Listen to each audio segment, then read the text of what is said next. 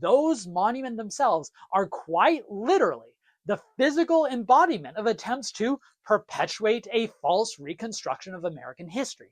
They were raised decades after the Civil War to rewrite what the Civil War is about, to try to show that slavery and white supremacy was not the primary cause for secession, as well as to paper over the fact that the South fought back against Reconstruction policies following the Civil War that were meant to grant Black Americans equality.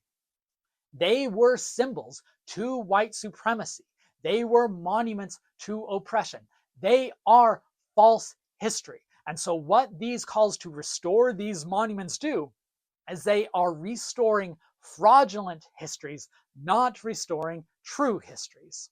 Now, similarly sobering is the administration's goal, it says, to remove what it calls divisive racial histories, especially in the Smithsonian museums, parks, and other institutions meant to teach history. This is terrifying. Now, I need to state at the start, the executive branch does not have authority over the Smithsonian. That hasn't stopped them from exerting authority over other things, but it's going to be a big fight. And I'm really worried about some of the things that they specifically say they're going to do with the Smithsonian and other museums when it comes to implementing patriotic history, because they give examples of where these institutions are falling short in their minds. Let's use this one example of them denouncing what the American Art Museum has been doing, including a recent show that showed how sculptures have been a powerful tool in promoting scientific racism, as if that's a problem. That's a fact.